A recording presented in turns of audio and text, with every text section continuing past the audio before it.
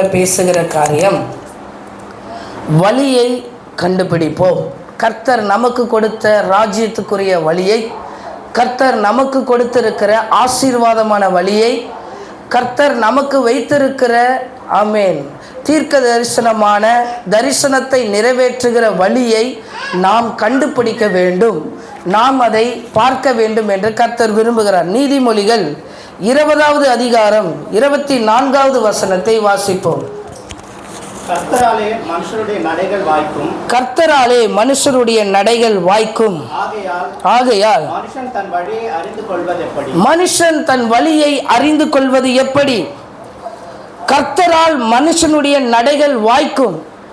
நம்மளுடைய வாழ்க்கை, நம்மளுடைய வழிகள் எல்லாம் கர்த்தரால் மாத்திரம்தான் அது வாய்க்கும்.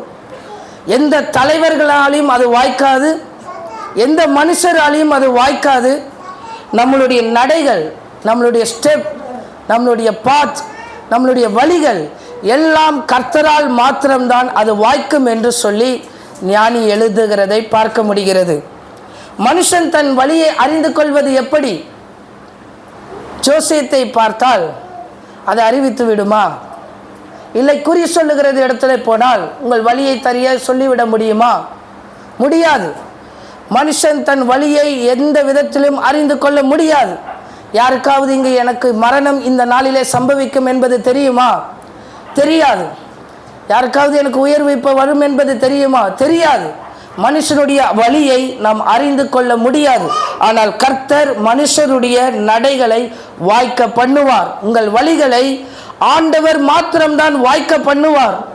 உங்கள் வழிகளை கர்த்தர் மாத்திரம்தான் வாய்க்க பண்ணுவார். இன்றைக்கு நீங்கள் எதையோ தொலைத்து கொண்டு எதையோ காணாமல் போய் இருக்கிற உங்கள் இருதயம், இன்றைக்கு ஆண்டவர் உங்களுக்கு சொல்லுகிறார், கர்த்தருடைய மனுஷர் ஆமென் கர்த்தரால் தான் மனுஷனுடைய நடைகள் வாய்க்கும். உங்கள் வழிகளை கர்த்தர் வாய்க்க பண்ண வைக்க வேண்டும் என்றால், உங்கள் வழிகளிலே அற்புதம் உண்டாக்கப்பட வேண்டும் என்றால், உங்கள் வாழ்க்கையில் ஒரு மாற்றம் உண்டாக்கப்பட வேண்டும் என்றால் அது கர்த்தரால் மாத்திரம்தான் வாய்க்க செய்ய முடியுமே தவிர எந்த ஊழியக்காரரையும் நம்பி அல்ல, எந்த பாஸ்டரை நம்பி அல்ல, எந்த மனுஷரை நம்பி அல்ல. நீங்கள் முழுக்க முழுக்க கர்த்தரை சார்ந்து கர்த்தரை நம்பி வாழும் பொழுது ஆண்டவர் உங்கள் வழிகளை வாய்க்க பண்ணுகிற ஆண்டவராய் நமக்கு இருப்பார். ஆண்டவர் இயேசு கிறிஸ்து சொல்லுகிறார், ஒரு 2 சீஷரை அழைத்து, அவருக்கு பல சீஷர்கள் உண்டு, ஆனால் 2 சீஷரை மாத்திரம் அழைத்து சொல்லுகிறார், உங்களுக்கு எதிரே இருக்கிற கிராமத்துக்கு போங்கள், அங்கு கழுதை குட்டி ஒன்று கட்டப்பட்டு இருக்கும், அதை அவிழ்த்து என்னிடத்திலே கொண்டு வாருங்கள். யாராவது ஏதாவது கேட்டார்கள் என்றால் அது என் ஆண்டவனுக்கு வேண்டும் என்று சொல்லுங்கள் என்று இயேசு கிறிஸ்து ஒரு வழியை அங்கு காண்பிக்கிறார். 2 சீஷர் நம்பி அந்த வழியை நம்பி போக வேண்டும். தன் சுய பலத்தினால் அவன் போயிருந்தால் அந்த கழுதை குட்டியை அவனால் கண்டுபிடித்து இருக்க முடியாது. கர்த்தரால் தான் அந்த மனுஷனுடைய வழிகள் வாய்க்கும். ஆண்டவர் தெளிவாய் பேசி இருக்கிறார், தெளிவாய் சொல்லி இருக்கிறார். உங்கள் எதிரே இருக்கிற கிராமத்துக்கு போங்கள், கட்டப்பட்டிருக்கிற கழுதை குட்டியை பார்ப்பீர்கள் என்று சொல்லி. இப்படி இந்த சுவிசேஷ புஸ்தகத்தில் அந்த சம்பவங்கள் உண்டு. ஆனால் மார்க்கில் மட்டும்தான் சற்று வித்தியாசமாய் போடப்பட்டிருக்கும். இந்த கழுதை குட்டியை போய் தேடுவதற்கு 2 வழி இருக்கும். 2 வழி சந்தியில் அந்த கழுதை குட்டியை காண்கிறதை நீங்கள் பார்ப்பீர்கள். த கன்ஃபியூஸ்ட், உங்கள் வழிகளிலே ஒரு கன்ஃபியூஸ் இருக்கும். இந்த 2 சீஷர்களுக்கு அப்படிப்பட்ட ஒரு கன்ஃபியூஸ் இருந்தது. எப்படி இந்த கழுதை குட்டியை நான் கண்டுபிடிக்க வேண்டும் என்று சொல்லி. இன்னைக்கு நீங்கள் ஆசீர்வாதமான வாழ்க்கையை கண்டுபிடிப்பதற்கு, மகிமையான வாழ்க்கையை கண்டுபிடிப்பதற்கு, உங்கள் வாழ்க்கையில் அற்புதத்தை கண்டுபிடிப்பதற்கு, உங்கள் வாழ்க்கையில் ஆண்டவர் சந்திக்க வைத்திருக்கிற திட்டங்களை கண்டுபிடிப்பதற்கு, ஆண்டவர் சொல்லியிருக்கிற காரியத்திற்கு நீங்கள் கீழ்ப்பட்டால் போதும், அதை மாத்திரம் செய்தால் போதும். கர்த்தர் உங்களுக்கு வேண்டியதை ஆண்டவர் செய்வார். அவர்கள் இருவரும் 2 சீஷரும் கடந்து போனார்கள். மார்க் எழுத சுவிசேஷம் 11வது அதிகாரம் 4வது வசனத்தில் எடுத்திருந்தால் வாசிங்கள். 2 வழி சந்தையில் வாசிப்போம். அவர்கள் போய் வெளியே 2 வழி சந்தையில் ஒரு வாசல் அருகே கட்டியிருந்த அந்த குட்டியை கண்டு அதை அவிழ்த்தார்கள். 2 வழி சந்தி மற்ற சுவிசேஷ புஸ்தகத்தில் எழுதப்பட்டிருக்கும். அவர்கள் போய் கண்டார்கள் என்று சொல்லி. ஆனால் இந்த மார்க்கில் மட்டும்தான் சொல்லப்பட்டிருக்கும் இருவழி சந்தி என்று சொல்லி. வழியில் ஒரு கன்ஃபியூஸ் இருக்கிறது. இந்த வழியிலே போக வேண்டுமா இல்லை இந்த வழியிலே போக வேண்டுமா? கர்த்தர் சொன்னதை தெளிவாய் கேட்பீர்கள் என்றால், ஆண்டவருடைய வசனத்தை தெளிவாய் கேட்பீர்கள் என்றால், ஆண்டவருடைய வார்த்தையை விசுவாசமாய் நம்பியிருப்பீர்கள் என்றால், கர்த்தர் சரியானதை உங்கள் வாழ்க்கையில் ஆண்டவர் காட்டுவார். ஆமென். சரியான கழுதைக்குட்டியை ஆண்டவர் காட்டுவார். சரியான கழுதையை ஆண்டவர் காட்டுவார். அவர்கள் வேறே ஒன்றை பிடித்து கொண்டு வரவில்லை. கர்த்தர் சொன்ன கழுதையை சரியாய் அவர்கள் பிடித்து கொண்டு வந்தார்கள். கர்த்தரால் மனுஷருடைய நடைகள் வாய்க்கும். இயேசு சொன்னது போலவே அவர்கள் செய்தார்கள். அனுப்பப்பட்டவர்கள் சொன்னபடியே செய்தார்கள். இன்றைக்கு கர்த்தர் நமக்கு சொன்னபடியே செய்யும் பொழுது ஆண்டவர் நம்ம வாழ்க்கையில் அப்படிப்பட்ட காரியங்களை ஆண்டவர் செய்வார். யோவான் எழுதின சுவிசேஷத்தில் அதில் வித்தியாசமாய் போடப்பட்டிருக்கும். வாசிக்க வேண்டும், சொல்லுகிறேன்.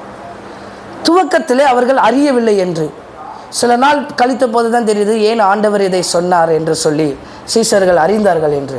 இன்றைக்கு ஆண்டவர் உங்களுக்கு சொல்லி இருக்கிற வழி, தெளிவாய் பேசியிருக்கிற வழியை, அவர் சொன்னதை மாத்திரம் உங்கள் வாழ்க்கையிலே நீங்கள் செய்தீர்கள் என்றால் கர்த்தர் உங்கள் வாழ்க்கையில் நிறைவேற்ற வேண்டியதை ஆண்டவர் நிறைவேற்றுவார்.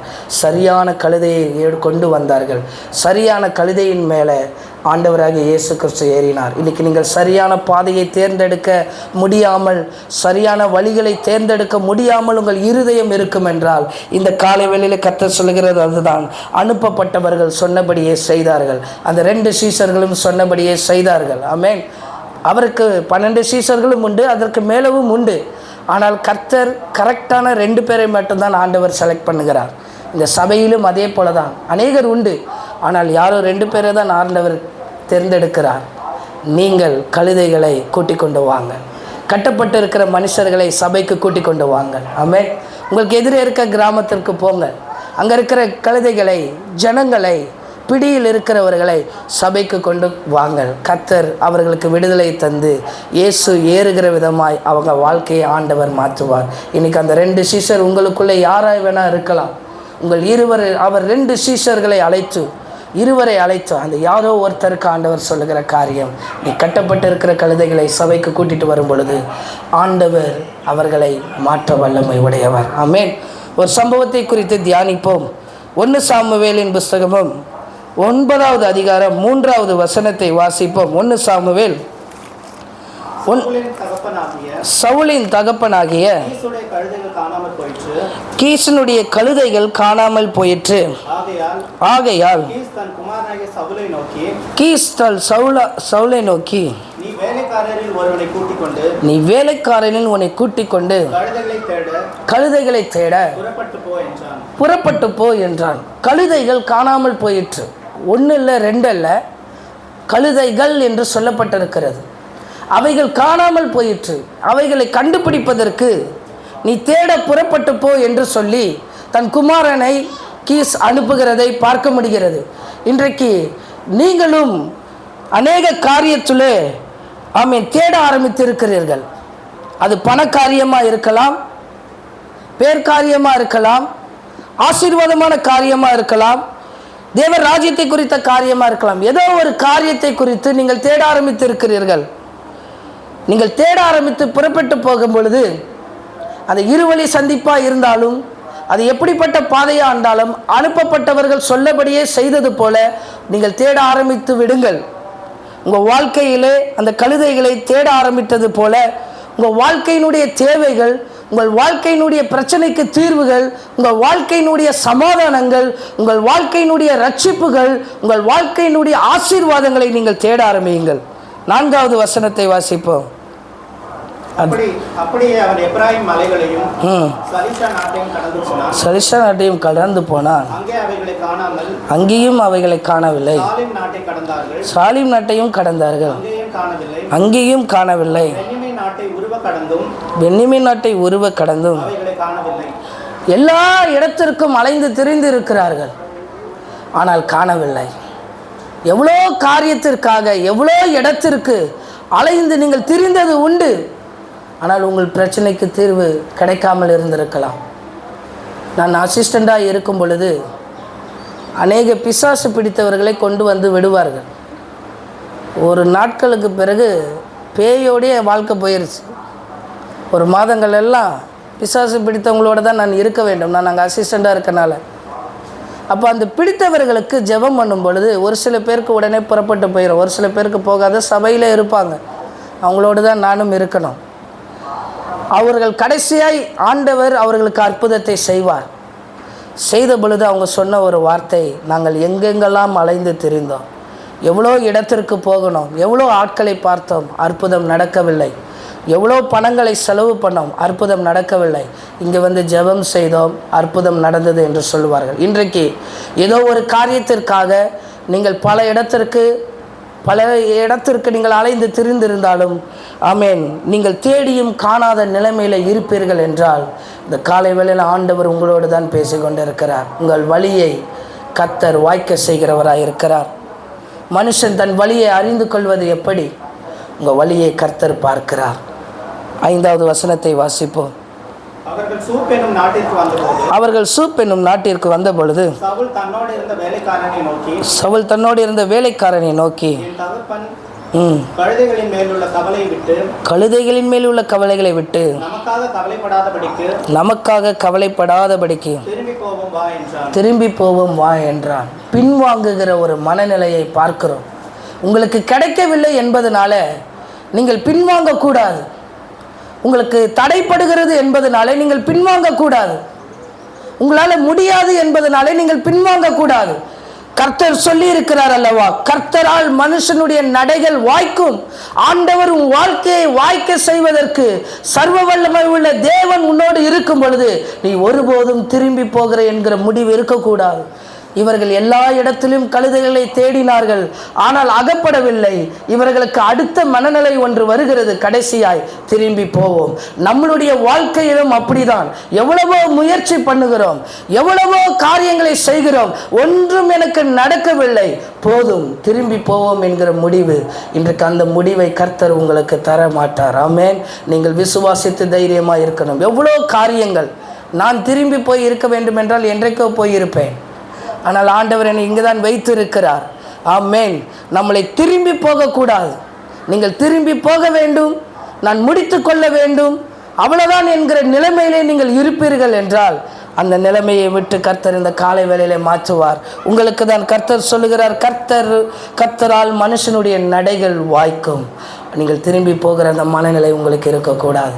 எத்தனை தோல்விகளை சந்தித்தாலும் கர்த்தர் எனக்கு செய்வார் செய்வார் செய்வார் என்கிற முழு விசுவாசத்தினுடைய நிச்சயம் உங்கள் வாழ்க்கையில் அதிகமாக இருக்க வேண்டும். முழு விசுவாசத்தினுடைய நிச்சயம் அதிகமாக இருக்க வேண்டும். இந்த சபையை ஸ்தாபனத்தில் சபைக்கு ஆள் போட வேண்டும் என்று சொன்ன பொழுது 4-5 போதகர்களை நான் இங்கு கூட்டிகிட்டு வந்து காண்பித்திருக்கிறேன். அப்போ இந்த இடம் எல்லாம் முழுவதுமாய் கட்டப்படவில்லை. அப்போ அவங்களெல்லாம் கூட்டிகிட்டு வந்து காட்டும்போது எல்லாரும் சொன்னது, இங்கே ஊழியம் செய்ய முடியாது, இந்த இடத்துல ஊழியம் செய்ய முடியாது, ஃபினிஷிங் பண்ணலை, ஏதோ உள்ளே இருக்குன்னு சொல்லி திரும்பி போயிட்டாங்க. ஆனால் கர்த்தர் என்னை முன்குறித்து வைத்திருந்தார். எனக்கும் திரும்பி போகிற மனநிலை உண்டானது, எனக்கும் திரும்பி போகிற அந்த மனநிலை இருந்தது. ஆனால் ஆண்டவர் என்னிடத்தில் உறுதியாய் பேசினார், கர்த்தரால் மனுஷருடைய நடைகள் வாய்க்கும். நீங்கள் கர்த்தரை நம்பி, கர்த்தரை சார்ந்து, கர்த்தரை விசுவாசித்து, ஆண்டவரை முழு மனதோடு நேசித்து, ஆண்டவருக்காக முழுவதுமாய் உங்களை அர்ப்பணித்து, கர்த்தர் தான் என் வாழ்க்கையில் எல்லாவற்றையும் செய்வார் என்கிற முழு நிச்சயம் உங்கள் வாழ்க்கையில் இருக்கும் என்றால், கர்த்தர் அப்படிப்பட்ட மனுஷனுடைய வாழ்க்கையை ஆண்டவர் அபரிவிதமாய் நடைகளை வாய்க்க ஆண்டவர் செய்வார். திரும்பி போகிற மனநிலை எனக்கு உண்டாகாதபடி கர்த்தர் என்னை பாதுகாத்து வைத்திருக்கிறார். ஆமென். ஒருபோதும் ஆரம்ப நாட்களில் பயங்கரமான சூழல் வந்த பொழுது வேண்டாம், தண்ணீர் வந்தது, சபை நடத்த முடியாது. நல்ல வேலை அன்றைக்கி ஆத்துமாலாம் இல்லை, இருந்திருந்தால் பாவம், நீங்கள் ஞாயிற்றுக்கிழமை அன்றைக்கி லீவ் விட்டுருப்போம். உங்களுக்கு கவர்மெண்ட் ஹாலிடே மாதிரி ராஜ்யத்துக்குரிய ஹாலிடே விட்டுருப்போம். உள்ளே வர முடியாது, ரோடு அளவுக்கு தண்ணி வந்து நின்றுடும். தர்மக்கோல் தான் எடுத்துகிட்டு வரணும், போட்டு தான் எடுத்துகிட்டு வரணும், கிண்டல் பண்ணுவாங்க. எந்த சூழலாக இருந்தாலும் கர்த்தரை நம்பி நீங்கள் இருக்கும் பொழுது கர்த்தரால் உங்கள் நடைகள் வாய்க்கும். திரும்பி போகிறேன் என்கிற மனநிலை உங்களுக்கு இருக்கக்கூடாது. ஆண்டவர் என்னை கொண்டு வந்து வைத்திருக்கிறார், ஆண்டவர் உங்களை நாட்டி வைத்திருக்கிறார், ஆண்டவர் உங்களை திடப்படுத்தி வைத்திருக்கிறார், ஆண்டவர் உனக்கு எல்லாவற்றையும் செய்வதற்கு அவர் மகிமை உள்ள தேவனாய் இருக்கிறார் என்பதை நீங்கள் முழு மனதோடு நம்பியிருக்கணும். திரும்பி போகாதீர்கள், உங்களை பின்வாங்காதீர்கள். கர்த்தர் உங்களுக்கு முன்பாக இருப்பார். அவர் தம்முடைய வழியை உங்களுக்கு வாய்க்க செய்கிற ஆண்டவராய் இருப்பார். அடுத்த வசனத்தை வாசிப்போம். 6வது வசனம். அதற்கு அவன், தேவனுடைய மனுஷன் ஒருவர் இருக்கிறார், அவர் பெரியவர், அவர் சொல்லுகிறதெல்லாம் தப்பாமல் நடக்கும், அங்கே போவோம். ஒருவேளை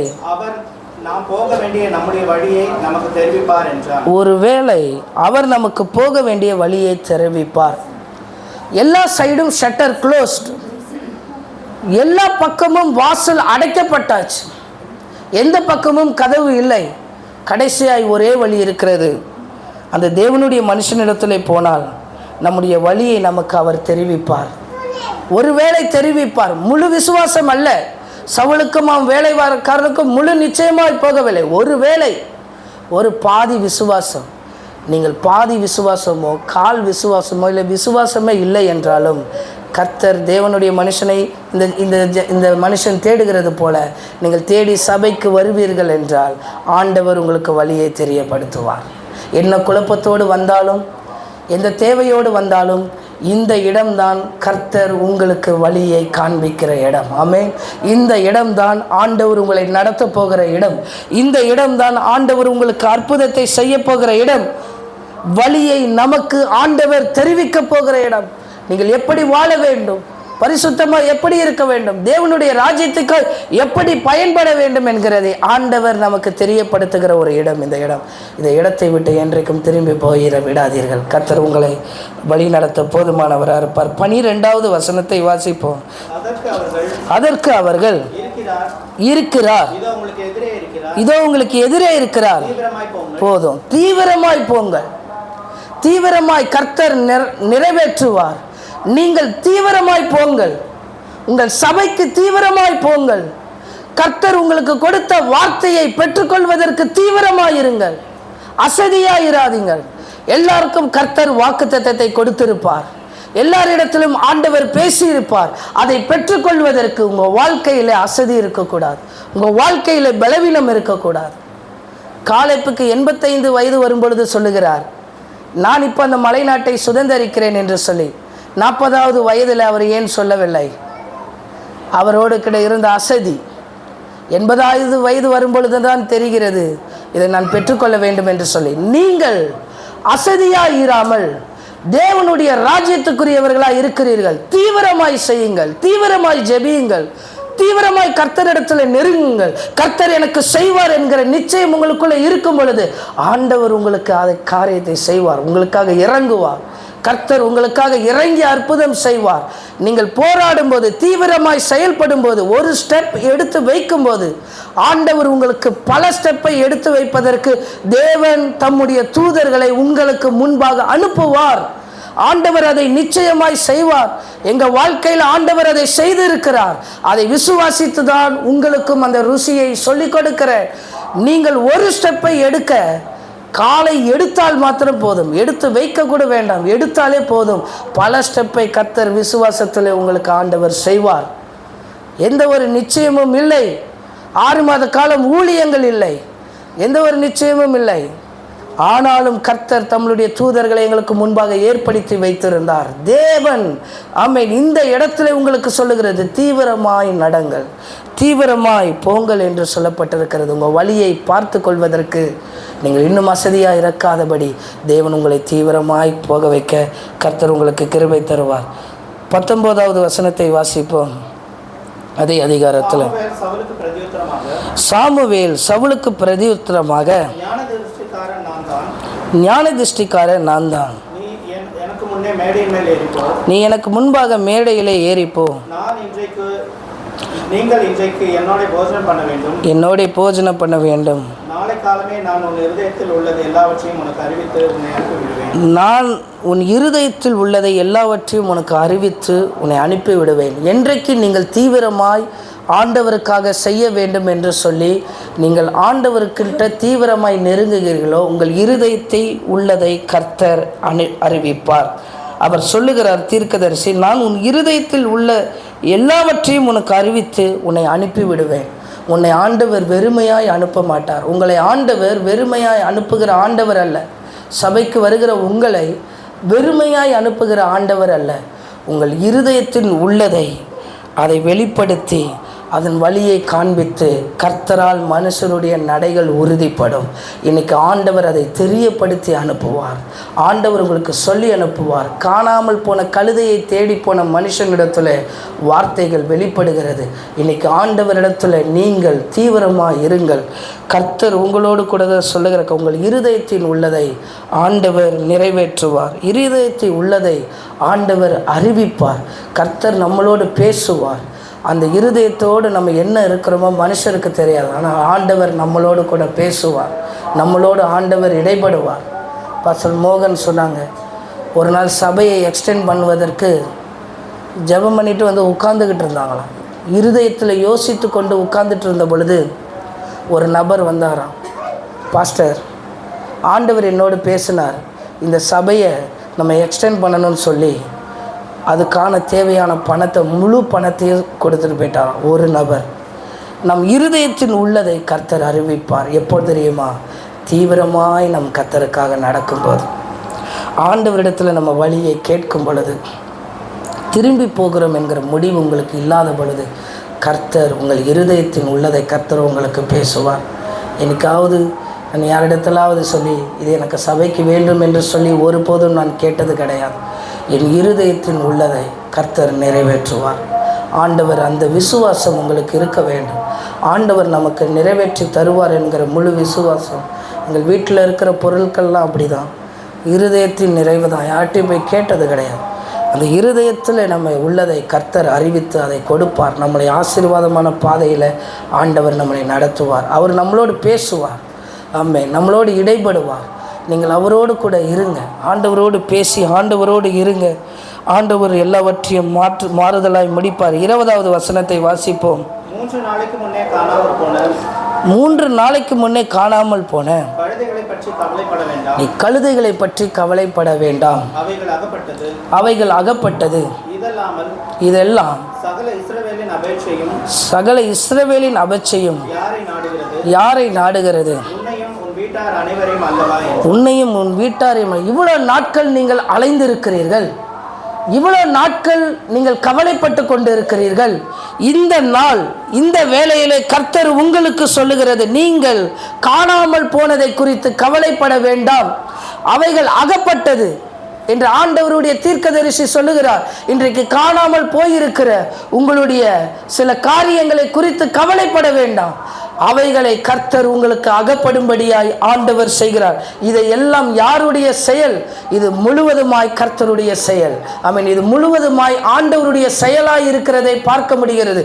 இந்த காலை வேளையில், ஆண்டவரே, நான் எதை குறித்து கவலைப்பட்டு கொண்டிருந்தாலும் சரி, எந்த தேவையை குறித்து நான் கவலைப்பட்டு கொண்டிருந்தாலும் சரி, எது என் வாழ்க்கையில நெருக்கி கொண்டிருந்தாலும் சரி, நீ அவைகளை குறித்து கவலைப்பட வேண்டாம், அவைகள் உனக்கு அகப்பட்டது என்று தீர்க்கதரிசி சொல்லுகிறது போல இந்த காலை வேளையில் உங்களுக்கு அதை ஆண்டவர் தருவார். ஆமென். நீங்கள் ஒருபோதும் அதை குறித்து கவலைப்படாதீர்கள்.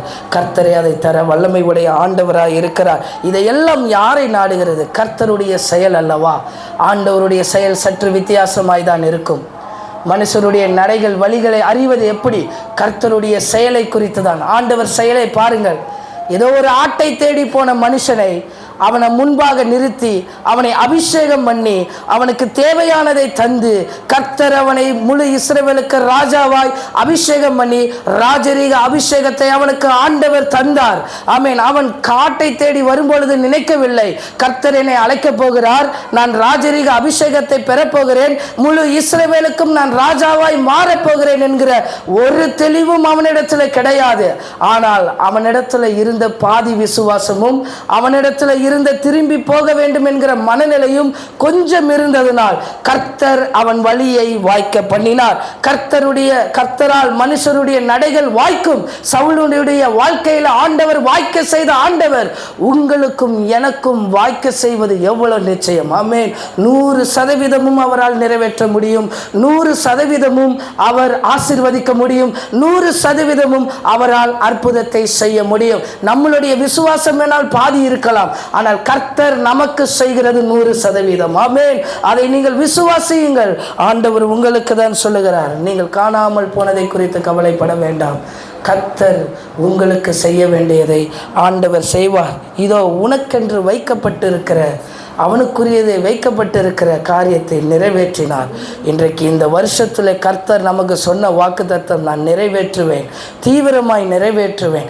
நிறைவேற்றுகிற ஆண்டவர் இந்த காலை வேளையில் சொல்லுகிறார், நீ ஆண்டவர் எதை தேடி அலைந்தாலும், கழுதைகளை தேடி அலைந்தாலும், நீ ஏதோ ஒன்றத்தை தேடி அலைந்து கொண்டிருந்தாலும், நான் உனக்கு செய்ய போகிற காரியம் இதோ உனக்கென்று வைக்கப்பட்டு இருக்கிறது. கர்த்தரால் தான் மனுஷருடைய நடைகள் வாய்க்கப்பட செய்ய முடியும். இந்த காலை வேளையில் ஆண்டவரே, என் கவலைகளை எல்லாம் போக்குற கர்த்தருக்கு ஸ்தோத்திரம், எனக்காய் அற்புதம் செய்கிற ஆண்டவருக்கு ஸ்தோத்திரம் என்று சொல்லி கர்த்தருக்கு மகிமையும் கனத்தையும் செலுத்துவோம். மனம் திரும்புதலை தேடி கண்டுபிடியுங்கள். மனம் திரும்புதலுக்கு ஏற்ற சந்தோஷத்தை தேடி கண்டுபிடியுங்கள். ஆமென்.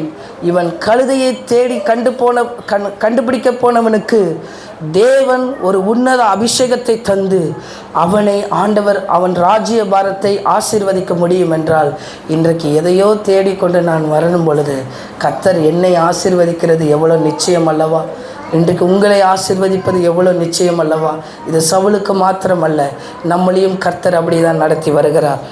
லூக்கா எழுதின சுவிசேஷம் 15வது அதிகாரம் 8வது வசனத்தை வாசிப்போம். ஆமென். மனம் திரும்புதலின் அன்றியும் ஒரு ஸ்திரீ 10 வெள்ளிக்காசு உடையவளாய் இருந்து அதில் ஒரு வெள்ளிக்காசு காணாமல் போனால் விளக்கை கொளுத்தி வீட்டை பெருக்கி அதை கண்டுபிடிக்கிற வரைக்கும் ஜாக்கிரதையாய் தேடாமல் இருப்பாள். பாருங்கள், அந்த சம்பவத்தை ஆண்டவர் மனம் திரும்புதலுக்குரிய சந்தோஷத்தை நீங்கள் கண்டுபிடியுங்கள். சந்தோஷம்தான் உங்கள் வாழ்க்கையிலே பிரதானம். தேவனை ஏற்றுக்கொண்ட நீங்கள் உங்கள் வாழ்க்கையிலே சந்தோஷப்படுங்கள். தேவனை அறிந்த நீங்கள் உங்கள் வாழ்க்கையில் மற்ற காரியத்தை குறித்து, காணாமல் போனதை குறித்து கவலைப்படாதீர்கள். இதையெல்லாம் யாரை நாடுகிறது? உன்னையும் உன் வீட்டாரையும் அல்லவா? கர்த்தர் தம் வழிகளை உறுதி பண்ணி வைத்திருக்கிறார். நீங்கள் கவலைப்படாதபடி சந்தோஷத்தை நாடுங்கள். உங்கள் குடும்பம் சந்தோஷமாக இருக்கணும். நம்ம குடும்பம் சந்தோஷமாக இருக்கா? என் குடும்பம் சந்தோஷமாக இருக்குது. உங்கள் குடும்பம் சந்தோஷமாக இருக்கா?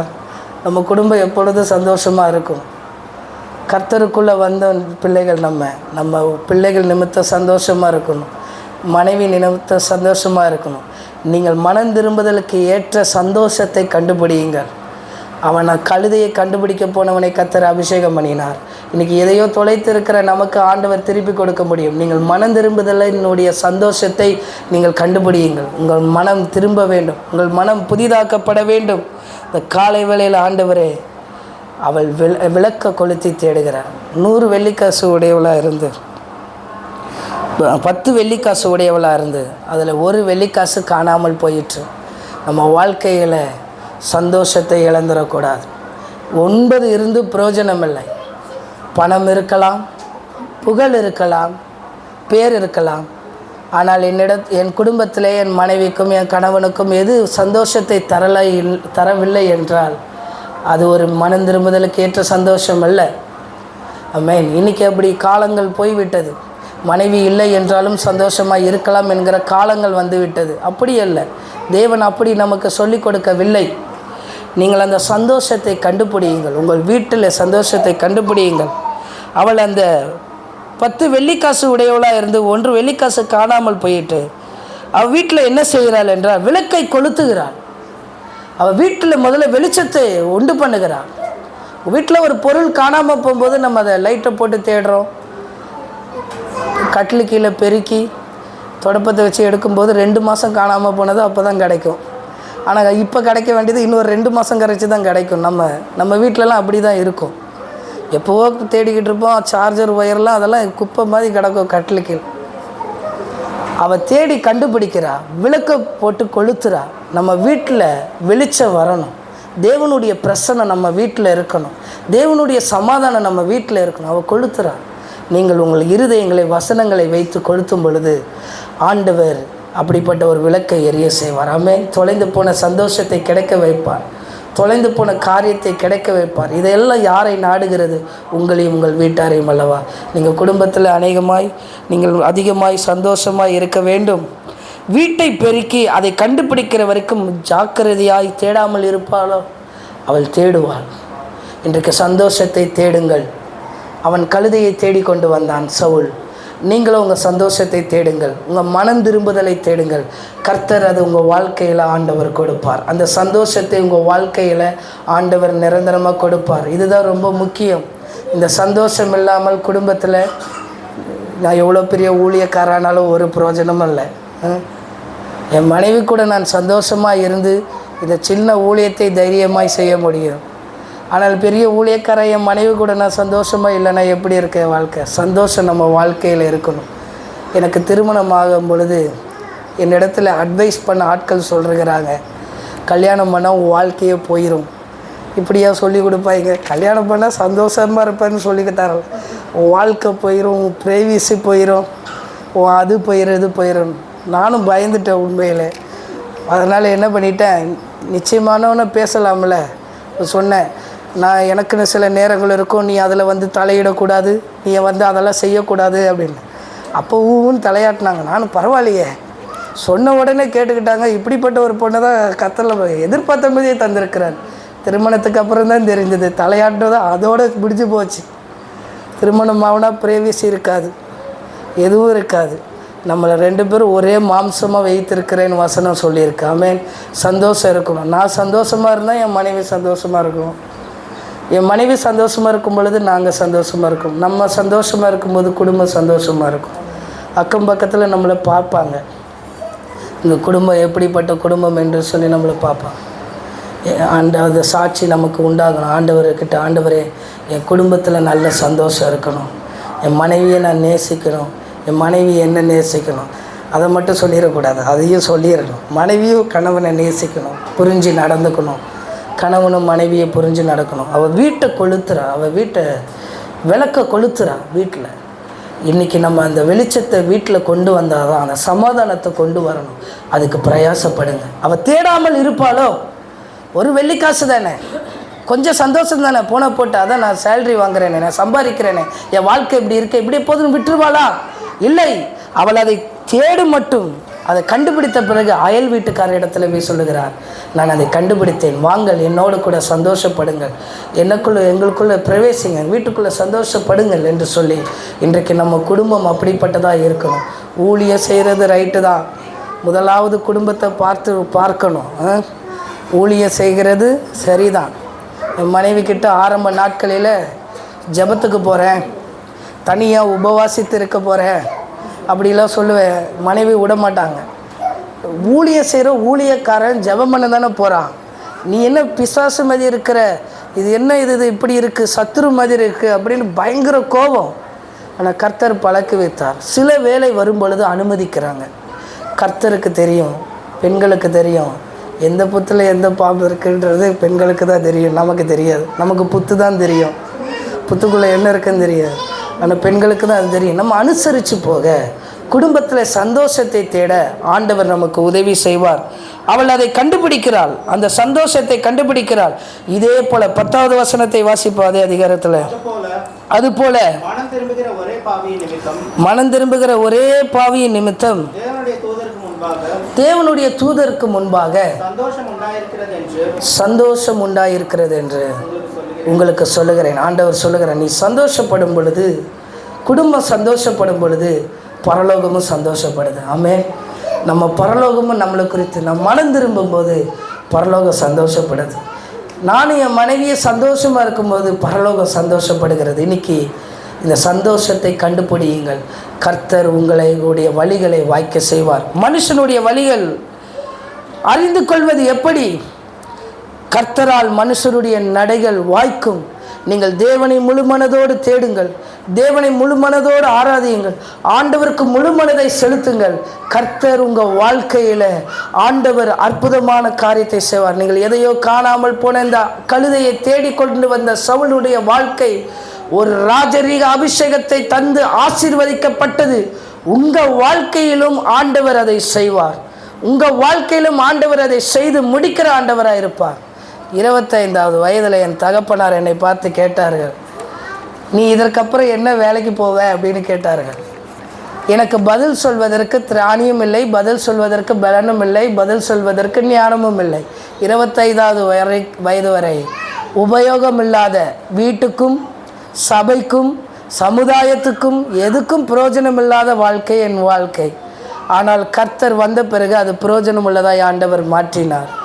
இதெல்லாம் யாரை நாடுகிறது? உங்களையும் உங்கள் வீட்டாரையும் அல்லவா? இன்றைக்கு ஆண்டவரே, என் வாழ்க்கையில் என் குடும்பத்தில் அந்த மனம் திரும்புதல் சந்தோஷம் என் வீட்டில் இருக்கணும். ஆமென். என் வீட்டில் அந்த சமாதானம் இருக்கணும், அந்த சந்தோஷம் இருக்கணும். திரும்பி போகிற அந்த முடிவு இருக்கக்கூடாது, திரும்பி போகிற அந்த முடிவே இருக்கக்கூடாது. தீவிரமாய் போங்கள்.